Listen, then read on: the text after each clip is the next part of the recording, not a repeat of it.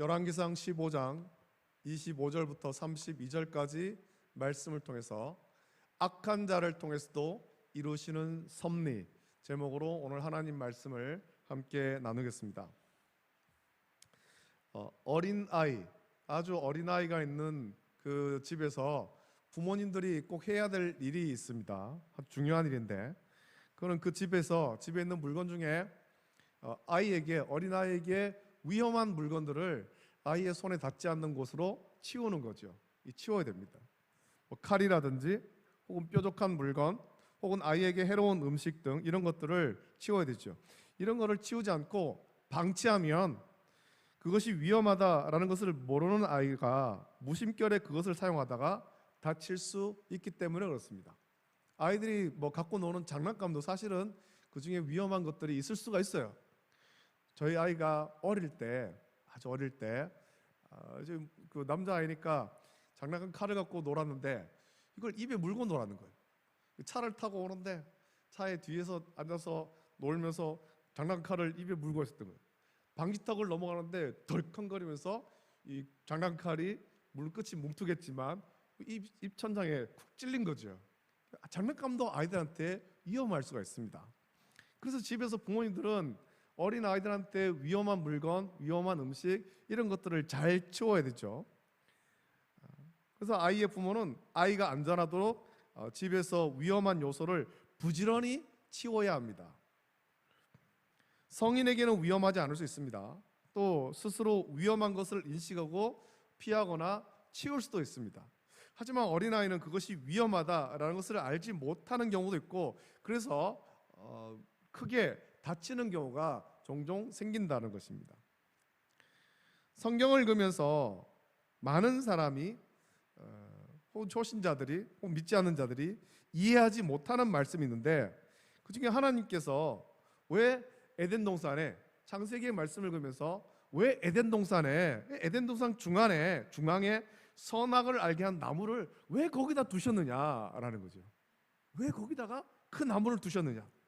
처음부터 그곳에 선악을 알게 하는 나무가 없었다면 아담과 하와가 뱀의 유혹을 받아 선악을 알게 하는 나무의 열매를 먹는 그런 불순종할 일이 없었을 것 아니냐, 그렇게 생각하는 거예요. 하나님께서 왜 두셨을까요? 왜 거기다가 굳이 그것을 두셔가지고 뱀의 유혹을 받게 그렇게 하셨을까요? 처음부터 죄 지을 가능성이 없었다면, 그런 위험 요소가 없었다면 불순종의 죄를 짓지 않았을 것이고, 그러면 예수님께서 굳이 성육신 하셔서 우리 모든 허물과 죄를 대신 지시고 십자가에 못 박혀 보혈을 흘려 죽으실 일도 없었을 텐데 왜 그렇게 하셨을까라는 거죠.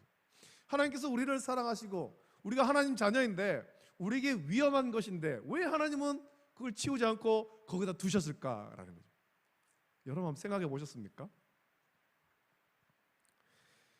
하나님은 왜 에덴 동산의 중앙에 선악을 알게 하는 나무를 두셨고 아담에게 그 열매를 먹지 말라 그렇게 말씀하셨겠습니까?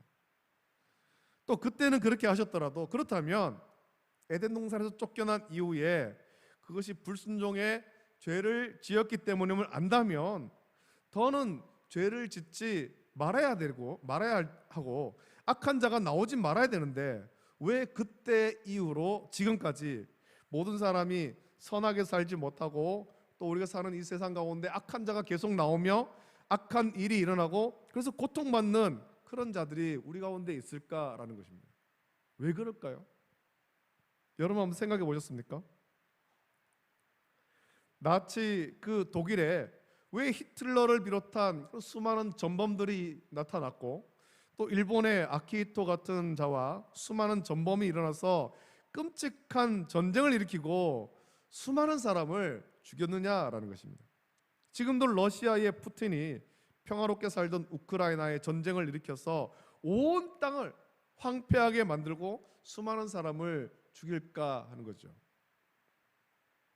이런 사람까지 생각하지 않더라도 나는 선하게 사는데 우리 주변에 왜 악한 자가 끊임없이 나타날까? 이유가 무엇일까요? 그런 악한 자가 없으면 정말 평화롭게 살 수 있을 텐데 악한 자가 왜 나타나고 악한 일은 왜 끊임없이 일어나느냐라는 것입니다. 여러분, 우리는 소위 말하는 이 권선징악의 논리에 아주 익숙해져 있습니다. 그리고 이 말과 관련해서 인과응보라는 논리도 좋아하죠. 권선징악이란 착한 일을 권하고 악한 일을 벌한다라는 뜻이며, 인과응보란 잘못한 일에 대한 당연한 대가를 받는다, 그런 뜻이지 않습니까?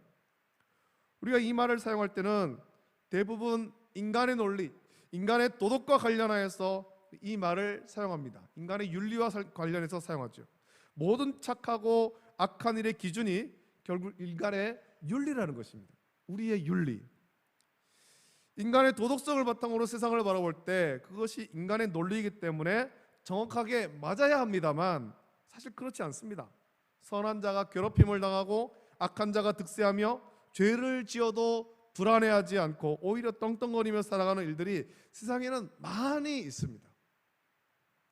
그것은 인간의 도덕성에 근거한 논리에 맞지 않는 거죠. 우리는 이런 일들을 어떻게 이해해야 될까요? 악한 자인데, 분명 악한 일을 한 사람인데 그 사람이 평안한 삶을 산다는 겁니다. 그걸 어떻게 이해할까요?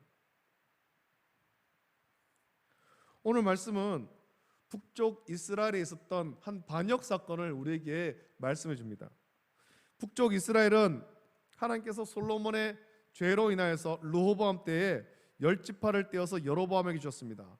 북쪽은 이스라엘이라고 나라의 이름을 정하고 여로보암에 의해서 통치를 받았죠. 우리가 이미 그 앞에 말씀 다 살펴보았습니다만, 하나님께서는 여로보암에게 다윗의 길로 행하라고 말씀하셨습니다. 다윗의 길로 행하라고, 다윗같이 하나님 앞에 정직하라고 말씀하셨고, 그렇게 하면 하나님께서 여로보암의 왕위를 견고하게 하시겠다 약속하셨습니다. 그리고 만일 여로보암이 다윗과 같지 않고 하나님을 떠나 악한 죄를 지으면 하나님께서 여로보암에 대하여 심판할 것을 분명하게 말씀하셨습니다.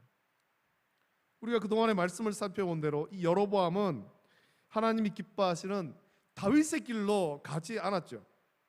사람들이 예루살렘으로 하나님께 예배드리러 가지 못하게 막았고, 베델과 단에 금송아지를 만들고 제단을 만들고 일반인으로, 레위인이 아닌, 하나님께서 구별하신 레위인이 아닌 일반인으로 제사장을 삼으며 자기 마음대로 절기를 만들었습니다.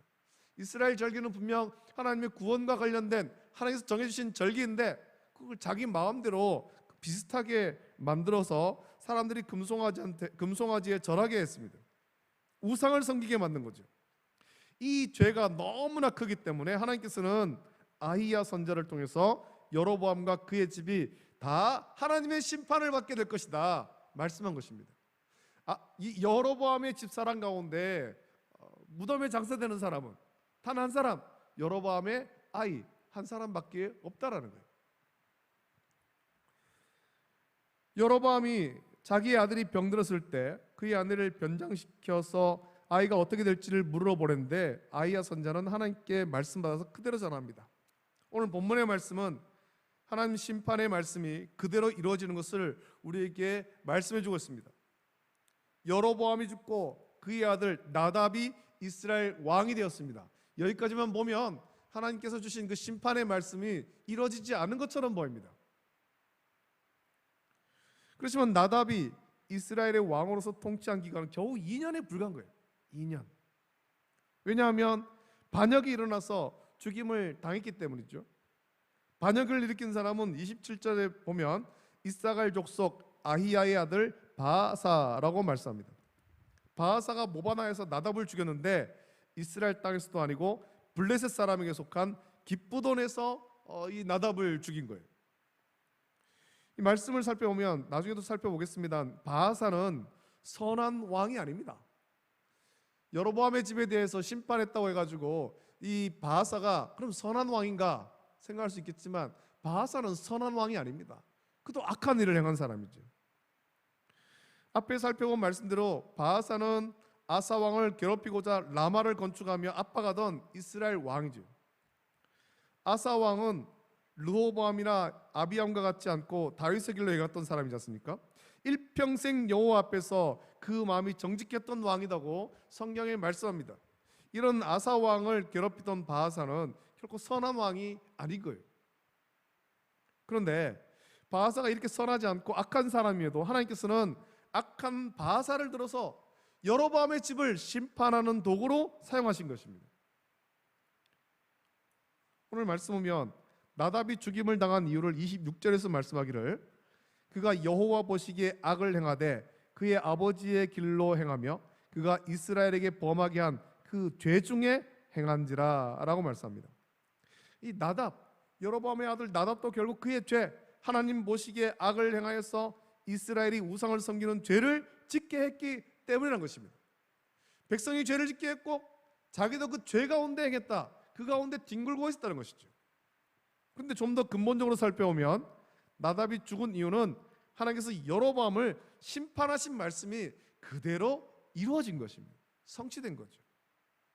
물론 나답이 죄를 지었기 때문이지만 나답이 죄를 짓게 된 것도 여로보암에 대한 하나님의 심판의 말씀이 성취되는 과정 속에 있었다는 것입니다.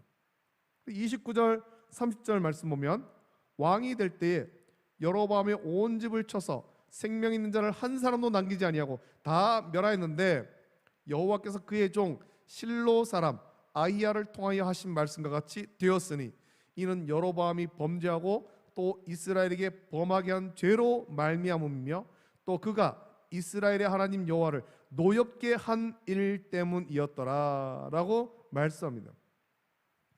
하나님께서는 악한 여로보암의 집을 심판하기 위해서 또 다른 악한 자, 여로보암을 심판하기 위해서 또 다른 악한 자 바하사를 들어서 심판한 것입니다. 바하사로 하여금 여로보암의 아들 나답을 반역하게 하고 악한 바하사를 통해서 아히야 선지자를 통해서 하신 말씀대로 여로보암의 온 집안을 완전하게 심판하신 거예요. 하나님께서 악한 바하사로 하여금 반역하게 하셔서 여로보암을 심판하신 일을 보면서 저와 여러분들이 깨달아야 할 것이 있다면 결국 우리 모두의 인생을 주관하시는 분이 하나님심을 우린 깨닫고 그것을 고백해야 될 것입니다. 우리의 역사가 하나님의 주권 가운데 있음을 우리는 고백해야 된다는 것입니다. 하나님께서는 하나님의 사람을 통해서도 일하기도 하지만 또 악한 자들을 들어서 하나님의 섭리를 이뤄가기도 한다는 것입니다. 왜냐하면 온 세상 모든 만물이 우리 하나님의 주권 아래에 있기 때문이죠. 하나님이 통치하시기 때문에 그런 것입니다. 하나님께서는 택하신 사람만을 들어서 하나님의 일을 하시는 것이 아니라 때로 하나님께 죄를 지은 자를 심판하기 위해서 다른 악한 자를 들어서 일하기도 하신다라는 겁니다. 이것을 보면서 하나님이 불합리하신 것이다 라고 할 것이 아니라 모든 인생이 하나님의 주권 가운데 있음을, 그리고 우리의 인생과 역사가 하나님의 섭리 가운데 있음을 우리는 인정하고 고백하고 그 가운데 순종해야 할 것입니다. 하나님께서는 하나님을 버리고 우상을 섬기는 이스라엘 심판하기 위하여서 이방 족속을 사용하기도 했습니다. 예수님의 십자가 구속 사역을 위해서 하나님을 섬기지 않는 로마를 들어 사용하기도 하셨죠. 그렇게 하신 이유는 이 세상 모든 역사, 인생과 역사가 하나님의 주권과 통치 아래에 있기 때문에 그렇습니다. 하나님께서 그 모든 것을 사용하셔서 하나님의 일을 이뤄 가시는 거예요. 하나님께서 섭리하시는 거죠.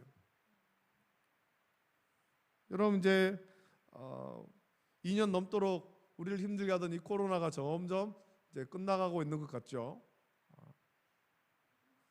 처음 코로나19 바이러스가 중국에서 발생한 후에 세계는 이 질병을 막으려고 무척 애를 썼습니다. 병이 발생하자마자 국경을 봉쇄하기도 하고 중국에서 들어오는 사람들을 못 들어오게 막기도 하는 나라도 있었죠. 우리나라도 여러 가지 방역 조치를 냈는데 2년 전에 우리가 사는 대구에서 확진자가 폭발적으로 일어난 일이 있었습니다. 그때는 이제 처음 우리나라에도 코로나 바이러스가 들어왔다라는 것이 알려지고 얼마 지나지 않았을 때지 않습니까? 그 대구에서 확진자가 폭발적으로 늘어나니까 어떤 사람은 대구를 봉쇄해야 된다 그렇게 주장하기도 했습니다. 여러분 대구에서 어떤 일이 있어서 확진자가 폭발적으로 늘어나는지 조사해 보니까 이 신천지 이단이 대구에서 어떤 모임을 가졌고 뭐 청도에서 어떤 모임을 가졌고 거기서 확진자가 나왔다는 거예요. 그런데 이들이 신천지인 것을 숨기려고 거짓말을 하며 숨으면서 대구의 확진자가 막 폭발적으로 늘어난 거죠. 결국에 그 모든 일이, 대구에 그렇게 확진자가 막 늘어났던 그 일이 신천지 이단 때문이라는 것이 밝혀지면서 전국의 모든 사람이 신천지가 이게 이단이구나 라는 것이 알게 되었고, 방역 당국은 전국 신천지 건물을 전부 폐쇄하라 그런 명령을 내린 거예요. 전국에 있는 신천지 건물 다 폐쇄시켰습니다. 그리고 한편으로는 신천지 이단의 명단이 막 조사되기 시작했고, 대구에서는 그때 확진된 자들은 대부분 신천지임이 그때 드러난 거죠. 이전에는 자기가 신천지인 것을 숨길 수 있었지만 바이러스가 확진되면서 격리되면서 이걸 숨길 수 없게 되어버린 거예요. 그래서 전에는 몰랐지만 저 사람이 신천지구나 라는 것을 이 바이러스를 통해서도 우리는 알게 되었다는 것이죠. 저는 그때 그 일을 보면서 하나님께서 세상 관원을 통해서도 일하시는구나 라는 것을 아주 절감했습니다. 하나님을 모르고 믿지 않는 세상의 관원이지만 그들도 하나님의 주권과 통치 아래에 있으며 하나님의 뜻대로 일하는 거죠. 하나님 뜻대로. 그동안에 한국교회가 이 신천지 이단 때문에 얼마나 힘들었습니까? 이들이 이단이다 아무리 얘기해도 사람들이 믿지를 않았었는데, 이 코로나 바이러스로 인해서 이단인 것까지는 몰라도 저들이 결코 유익한 집단이 아니구나 라는 것을 세상 사람들이 알게 되었다는 거예요. 여러분, 세상 관원만 아니라 세상의 악한 자들, 정말 그들이 없으면 평화롭겠다라고 생각하는 자들도 결국 하나님의 뜻을 이루는 일에 사용되는 거죠. 하나님께서 주권과 통치로 그 모든 것들을 사용해서 섭리하시는 것입니다. 하나님은 하나님 마음에 합한 다윗 같은 사람만 아니라 온 악한 자, 이 바하사와 같은 악한 자를 통해서도 하나님 뜻을 이루기 위해서 일하시죠. 섭리하시는 것입니다. 심지어 하나님을 대적하는 바벨론과 아수르를 들어서도 섭리하셨습니다. 불순종하고 불신앙으로 살아가던 이스라엘과 유다를 심판하기 위해서 아수르와 바벨론을 사용하신 거예요. 여러분, 그것이 가능한 이유는 온 세상이 하나님의 주권과 통치 아래에 있기 때문이고, 온 세상의 주인이신 창조자 하나님께서 하나님의 뜻대로 그때도 섭리하셨고 지금도 섭리하고 계시기 때문입니다. 여러분, 하나님은 지금도 우리 가운데 통치하시고 섭리하십니다. 우리가 성경 말씀을 보면서 2000년 전 혹은 3000년 전 이 성경에 기록된 이 말씀만 보면서 그때만 섭리하신 것이 아니라 지금 이 순간에도 우리 가운데 역사하시고 섭리하시는 거예요. 하나님 뜻을 이루어가고 계시는 거죠. 온 세상 모든 만물, 모든 사람을 사용하셔서 하나님의 뜻을 이루어 가시는 것입니다. 우리가 이것을 인정할 때 우리가 해야 될 일은 하나님의 뜻을 분별하고 또 하나님 주권과 통치에 순종하며 하나님을 모르는, 그리고 하나님을 믿지 않는 세상에 하나님이 우리의 주권자이시고 통치하심을 전하는 것입니다. 하나님께서 세상을 다스리심을, 온 우주 만물을 다스리심을 전해야 되는 거예요. 우리는 오늘 말씀 묵상하면서 하나님께서 우리의 주권자이시며 통치자이심을, 그리고 이 세상 역사도 하나님의 섭리 가운데 진행되고 있음을 인정하고 고백하며 주께서 우리를 주님의 뜻대로, 선하신 뜻대로 선한 길로 인도해달라고 기도하는 모든 성도가 되시기를 예수님의 이름으로 축복합니다. 기도하겠습니다. 하나님 아버지, 사랑과 은혜를 감사함을 드립니다. 주일을 3일간 은혜 가운데 지켜 인도하시고 또 오늘 이 저녁 주 앞에 모여서 예배드릴 수 있도록 은혜 주심을 감사합니다. 열왕기서의 말씀 묵상합니다. 이스라엘 역대 왕들의 그런 어떤 이스라엘과 유다의 역대 왕들의 그런 말씀들을 묵상하는 가운데 하나님께서 이 모든 일들 가운데 역사하시고 섭리하시고 통치하심을 이 말씀을 통해서 우리가 깨닫게 하시고, 그 하나님께서 지금도 우리 가운데 역사하시며 섭리하시고 통치하심을 깨닫게 하시고 믿고 순종할 수 있는 그런 은혜를 허락하여 주시옵소서. 세상을 바라보면서 세상에 또는 악한 일들이 일어날 때 그걸 보면 탄식만 하는 것이 아니라 과연 이 일들 가운데 하나님께서 하시고자 하시는 일들, 하나님께서 우리에게 말씀하시는 것이 무엇인지를 우리가 분별할 수 있도록 그런 믿음과 영성을 허락하여 주시옵소서. 거룩하신 예수님의 이름으로 감사하며 기도드립니다. 아멘.